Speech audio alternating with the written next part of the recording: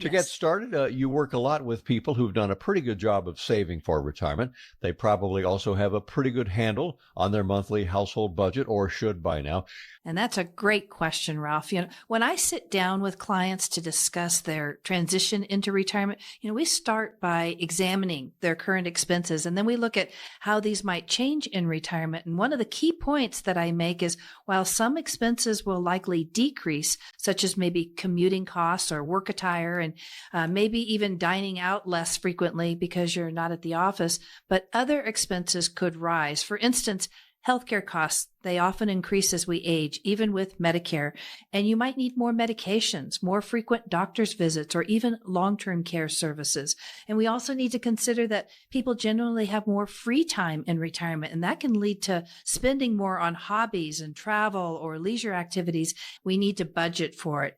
And then we also talk about home expenses. Some folks may want to downsize or pay off their mortgage, reducing their housing costs, while others might want to invest in home renovations or relocate. So even if your expenses remain the same, the cost of goods and services will likely increase over time. So reviewing these potential changes, we can create a realistic and flexible retirement budget that helps ensure financial stability. So the house may be paid off, but the maintenance of it. And what are your thoughts on that part? Well, and I think you're absolutely right. And these can also include like the new roof or plumbing issues or even major appliances that need to be replaced. So that regular maintenance, your property taxes, your homeowner's insurance, rising utility costs, it all needs to be considered. And it's important for retirees to set aside a portion of their budget to have an emergency fund, especially for these unexpected but inevitable expenses. And next up is the health of the people living under the roof, uncovered health care costs.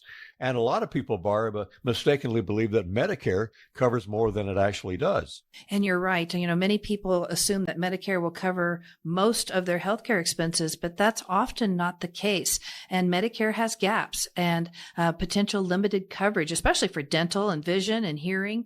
And so there can be significant out-of-pocket expenses, even for medications and certain treatments. And then don't forget about the premiums and the deductibles and the copays, because all of that can add up quickly. And I think it's important for retirees to understand what Medicare covers and maybe consider a supplemental insurance policy like a Medigap or the Medicare Advantage plans. 70% of us who are 65 and older are going to need some kind of long-term care for 3 years or maybe more. And the average national cost for a private room in a nursing facility, this is even in 2021, 3 years ago, was over $100,000. But 70% of us will need some kind of long-term care and some way to pay for it. And long-term care, it's a serious issue, Ralph. Those numbers are just outrageous. And it could be, whether it be home care, assisted living, nursing home care. And folks don't realize that Medicare doesn't cover long-term care. So it's really important to consider other options like long-term care insurance or setting aside enough savings specifically for these types of needs. And planning ahead can sure help mitigate the financial impact of long-term care. And so it's important to have, boundaries and a clear understanding of how much you truly can afford to really help those adult children without jeopardizing your own financial security. And I am seeing a lot of grandparents that are having to step in to take care of even the grandchildren. So these are things that they can certainly take you off course for your own retirement, something that we have to plan for. Financially, all of this, it can mean a significant reduction in your household income when we have the passing of a loved one.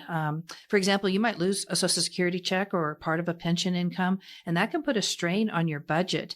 Additionally, there could be unexpected expenses related to that death, maybe medical bills, funeral costs, legal fees. So to prepare, it's really important to have a comprehensive plan in place. And this can include having that life insurance or selecting the right pension survivorship options ahead of time, understanding how Social Security survivor benefits work, creating a strategy to really address all of these types of issues. Make sure that you're planning ahead so that you can alleviate some of the financial stresses and really focus on the emotional healing process. That is it. Well, Barb, how does having a retirement income strategy help us get through the weeds and the unknowns of the future and help us find a clear path to get to some clear sunshine? Having that retirement income strategy, it's beneficial for ensuring financial security, and it provides peace of mind throughout all of your retirement years. A well-structured income strategy, it really starts with a comprehensive understanding of all your income sources like Social Security, your pensions, savings, your investments, and mapping out these income streams can help you develop a balanced plan that meets your daily living expenses while allowing for those discretionary spending activities like travel, hobbies, and those family events. And one of the most significant benefits of having a retirement income strategy is its ability to prepare you for the unforeseen financial challenges. It provides a financial cushion, and it helps you handle these surprises without jeopardizing your long-term financial health.